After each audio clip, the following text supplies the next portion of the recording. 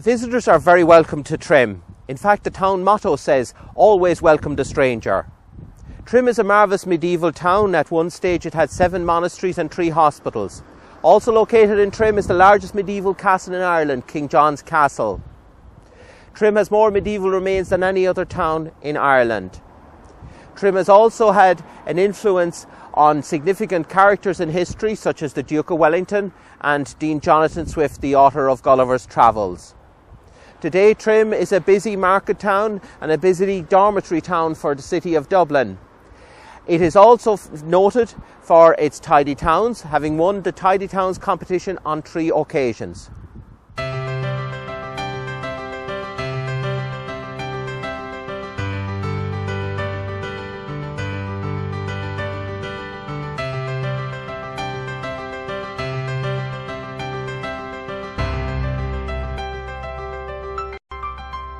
The River Boyne rises in County Kildare and flows along the plains of Meath to enter the sea at Drogheda. And on the banks of the Boyne are some of the most historic monuments in Ireland, from the Neolithic tombs at Newgrange, Nowt and Doubt, to the royal site at Tara, to the site of the Battle of the Boyne in 1690, to this, the largest castle in Ireland. Certainly the Boyne could be termed the most historic river in Ireland. Trim's name in Irish is Baile Átha Trim. Baile meaning town, Átha meaning ford, and Trim meaning the elder trees. And this is where the town of Trim grew up. It grew up on a ford on this river, a shallow place where you could cross the river without getting too wet. And this was the time before bridges.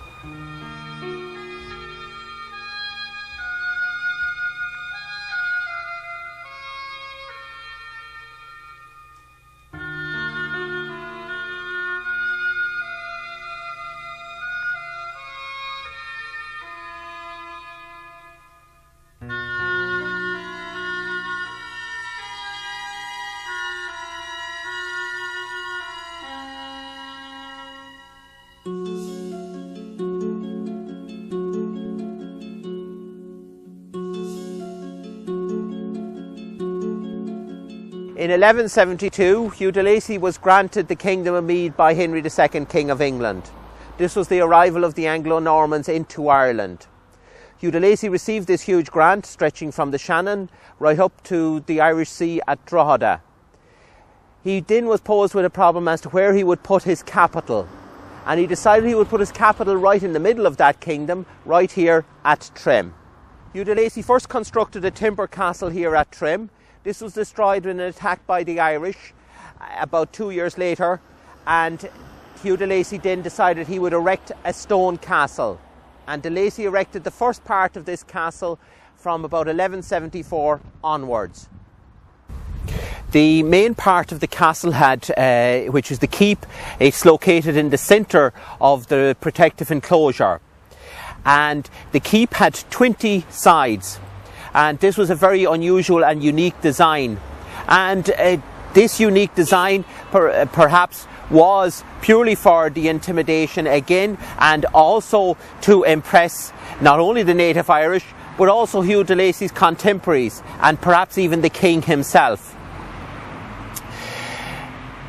Around the outside of the keep were erected curtain walls, and there were 2 main gates. One, the Dublin Gate here at the front of the castle, the Town Gate, and there perhaps may also have been a gate along by the Boyne, the Water Gate. The castle is sometimes known as King John's Castle, but when he came here to Trim in the year 1210, he didn't actually stay in the castle. Maybe the moat was created too much of a smell or a health hazard. Instead, he pitched his tents on the far side of the river over in the Porch Fields. These fields were renamed in his honour the King's Fields. The castle was designed to intimidate the native Irish. And what a fantastic building it must have looked like here in the early 13th century. Painted white and with a red tiled roof. It certainly was the skyscraper of its time. This is the town gate of the castle. It had a projecting tower over a moat as well. The moat is long gone. The drawbridge was in the projecting tower, and here in this gate tower there is a groove for a portcullis. And right in front of the groove for the portcullis is a murder hole. And this was where the defenders could pour down oil or boiling water on anybody who was attacking the castle. To the right of the tower was a stone-lined pit, and there are records of prisoners being thrown into this stone-lined pit and being allowed to starve to death. Along the front of the castle here are the curtain walls, and at the bottom of the curtain walls you can see the rock on which the castle is erected, and also there are two small gates. These are sally ports. From these, the defenders inside could launch a surprise attack on the people who were besieging the castle. Also along the front of the castle here ran a moat, and this was quite a big moat, and the moat was filled by a stream called the Leper Stream, and this was because there was a leprosy hospital nearby here. There are long slits in the curtain walls. These are for shooting arrows out of. They're very wide at the inside and very narrow at the outside.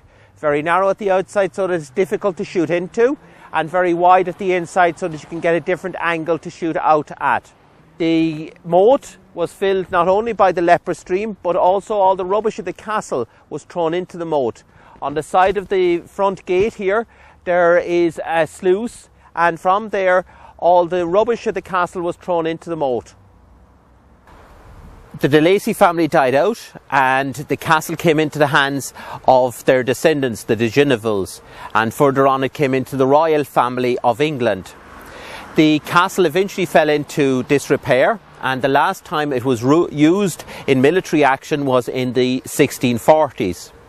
There were a number of parliaments held here in Trim during the medieval period. At one of the parliaments there was a law passed where anybody who was going to rob, or who was even thought of going to rob, in other words, if you were a suspicious character, you were brought into the castle at Trim and your head cut off and erected up on a spike on the castle walls as a warning to those who were even thinking of going to rob. Trim's motto, now as then, is always welcome the stranger. In the 1970s, there was an archaeological investigation carried out between the keep and the curtain walls, and they discovered 13 beheaded skeletons. Two of the skeletons showed evidence that the axeman had to strike twice or three times before he got the head away from the body. And one of the skeletons showed evidence that when the axeman was about to drop his axe, the prisoner raised his head and he got it in the back of the skull. At another parliament held here in Trim, Irishmen were ordered to take English surnames, and they were given examples of surnames they could take. They could take the name of a colour, black, grey, green, or the name of a craft or trade, butler, carpenter or smith. Another option they were given was the name of a town, and one of the town names they could take was the town of Trim.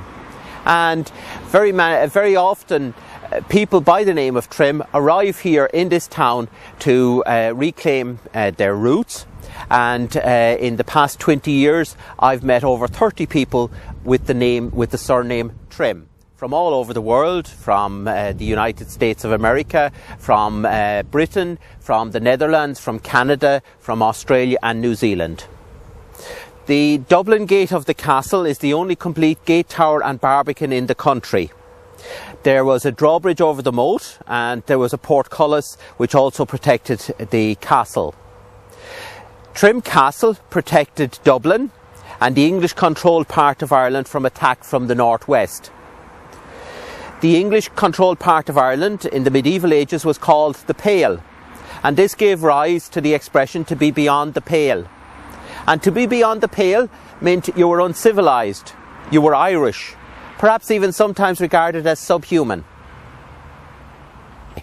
In medieval times, the River Boyne flowed right up to the castle walls here on the northern side of the castle.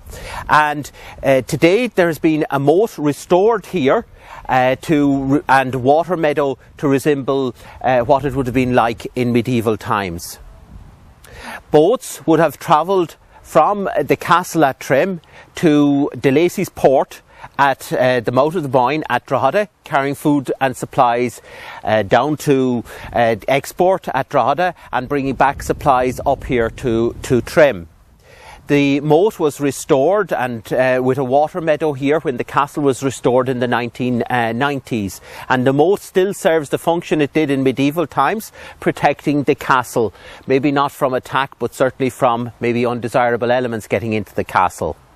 Also here on this side of the castle, there was a royal mint. Coins were minted here in Trim. The name of the coins were Patrick's and Ireland's, and some of these still survive to the present day. The cannon on the castle lawn is actually a Russian cannon. It came here after the Crimean War, when the British and the French defeated the Russians and the Turks. The cannon was made in Moscow, and up on the top of the cannon is the two-headed imperial eagle of the Russian Tsars. This site here was also the site of French's Lane, and there was a Franciscan monastery here on the site of the courthouse. And in more recent years, this was where there were gardens and the tennis courts for the town. In 1993, the castle was purchased for the state, and the following year, the castle became the set for the movie Braveheart. And this movie is about a Scottish hero called William Wallace. And it starred an Australian actor, Mel Gibson, and it was largely set here in Ireland. So it was a movie about a Scottish hero, largely financed by American money, starring an Australian star, and filmed largely here in Ireland. More of Braveheart was filmed at Trim than any other place in Ireland. The locals here, very many of the locals here got positions as extras on the movie. Outside the castle walls here became the city of York, with a huge set stretching from the Dublin Gate right out to the main road. And inside the castle, the keep became the Tower of London, which featured in the execution of William Wallace. St Mary's Abbey was founded here in the 12th century. It was an Augustinian monastery, and it was the site for an important medieval pilgrimage. People came here to worship at the statue of Our Lady, and there are a large number of miracles attributed to this lady. Sight to the blind, hearing to the deaf, use of the tongue to the mute, use of the hand to the maimed, and so forth. And all these miracles are recorded in the annals of Ireland. St Mary's Abbey was taken over in 1415 and converted into a manor house for Sir John Talbot, who was the King's representative here in Ireland. He had beaten the French so often he was known as the Scourge, or the Whip of the French. And as the mansion house was erected here, his coat of arms were erected into the western tower. On each side of the coat of arms is a dog, and in heraldic terms, a dog is called a Talbot. The building here is sometimes named Talbot's Castle in his memory. In 1717, this building was purchased by Esther Johnson, better known as Stella, one of the lady friends of Dean Jonathan Swift. Jonathan Swift was Vicar of Larracar, which is just to the south of Trim. Jonathan Swift, of course, today is best known and best remembered for being the author of Gulliver's Travels. A year after Esther purchased this building, she sold it for a greatly increased price to Dean Jonathan Swift, and the deeds of that transfer are usually on display here at St Mary's Abbey. In the latter part of the 18th century, this building became the diocesan school for the Diocese of Meath. There were two very famous pupils here. One was Arthur Wesley, the future Duke of Wellington, and the second was a man called Rowan Hamilton. A bit of a boy genius, because at the age of 13 he could speak 13 languages. He went on to become Astronomer Royal for Ireland, and it is said that he first observed the stars from the iron balcony up here on the western side of the building. He was also a very distinguished mathematician and the discoverer of quaternions, a mathematical formula still used in space travel and nuclear physics today. No less than 3 stamps have been issued by the Irish Post Office to commemorate Rowan Hamilton, and today a plaque on the western part of this building was erected to commemorate his birth. Another part of St Mary's Abbey has now been converted into a farm building. This was originally called Nangles Castle, and who Nangles were we really don't know, but the Nangle name is much more associated with Navan. The yellow steeple is one of the landmarks of Trim. It gets its name from the colour it goes in the setting sun. The tower was the bell tower for the St Mary's Abbey, and it was used as a place of refuge and as a watchtower. It is reputed that the forces of Cromwell destroyed half of the yellow steeple. Arthur Wesley, the future Duke of Wellington, was at school in St Mary's Abbey. One of his older friends, Edmund Crosby, climbed to the top of the yellow steeple, and after the long treacherous climb, he got to the top, sat down, calmly took out a piece of paper from his pocket and wrote something on it. Dropped it to the ground. What was it? Only his will, in case he fell on the way back down. An hour and a half later, he reaches the bottom after a few narrow escapes. And who should he meet there? Only the young Arthur Wesley, tears streaming down his face. Edmund goes over to comfort him and says, "Arthur, look, I'm down safely, I didn't fall." And Arthur turns around to him and says, "That's not why I'm crying, you left me no toys in your well." The walled town of Trim grew up in the shelter and protection of Trim Castle. Sheepsgate is the last surviving gate to the walled town of Trim. Originally there were 5 gates. Navan Gate on the road to Navan, Athboy Gate on the road to Athboy, and Dublin Gate, and then there was also Watergate. Watergate protected a crossing on the river. These gates were closed at 9 o'clock at night and reopened at 4 a.m. in the morning. The gates and walls protected the town of Trim. They protected them from the attack from the rebel Irish and the wild animals which were out there. And the second purpose the gates and walls served was anybody coming into the fair or market at Trim had to pay their tolls or taxes as they came through the gates. These houses on Castle Street are perhaps the most picturesque and most photographed houses in Trim, with their canopies over the doors and their lovely hanging baskets. The houses are part of the Dunsany estate and were erected about 100 years ago in the Edwardian times. The Dunsanys also held Trim Castle and the site of the town hall.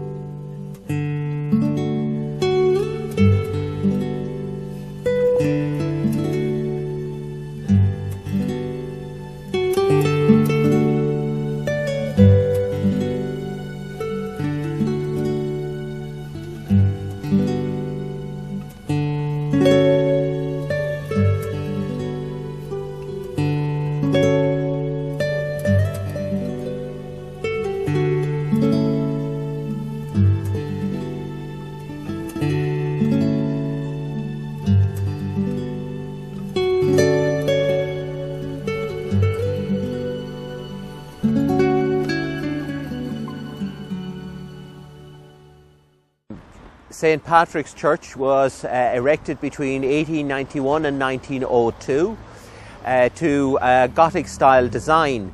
The church has interesting windows and mosaics. The mosaics are based on the Book of Kells. The altarpieces are by the Pearse brothers, Pádraig Pearse's father and uncle.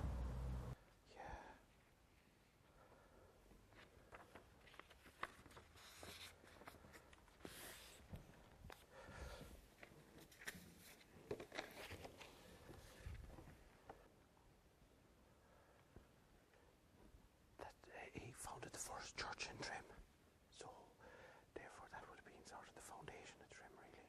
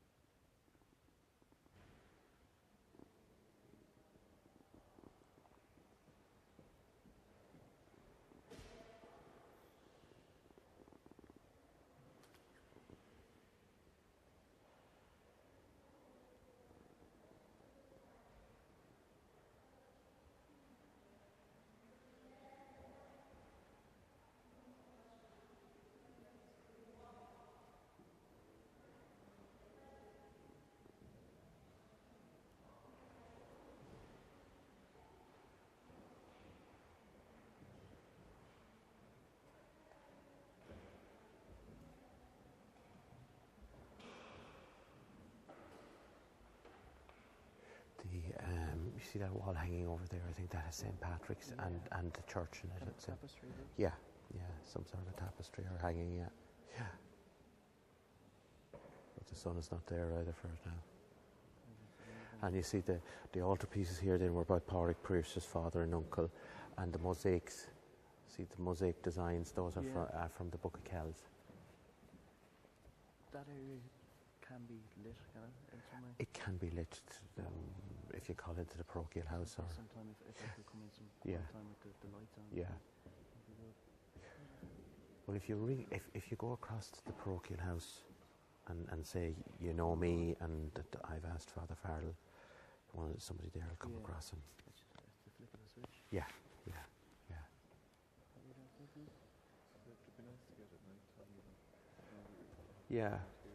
I know it looks really well at night. You could do a mix of traffic. Yeah.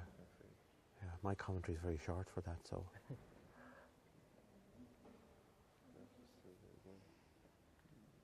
I could use some of your stills in as well. I think with the stills you can kind of zoom in. It's a hobby for me too. You know, I published lots of books on Trim and different things, and it is just a hobby. There's no money to be made out of local history or this sort of thing, you know. But it's nice to do, and it's. Oh, it really adds to the history. Oh, it does. Hold the history. Oh yeah, absolutely. Oh, it's great. Getting the older people to. Yeah, that's nice as well. Yeah. That's a great idea actually, because that really is that's where that stuff gets lost. Because double ones have gone, and Trim's changed so much as well. Like there's the difficulty with something like that is like Baldoyle. Okay, it has expanded probably over the last decades, but Trim has expanded just so much over the last 10, 15 years. You know, boomed out. Yeah. Most were built and most were empty. There's going to be a lot of people like that. Yeah, I was talking, a woman was putting an ad in the Focus last week. Is that me? Is it you?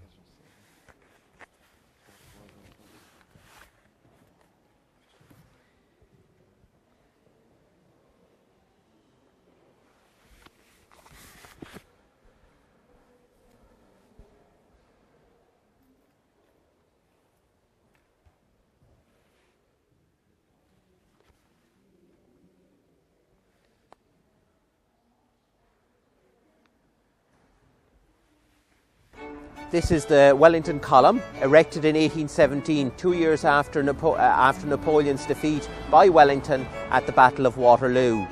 Wellington was born Arthur Wesley, and we're not sure exactly where Arthur was born.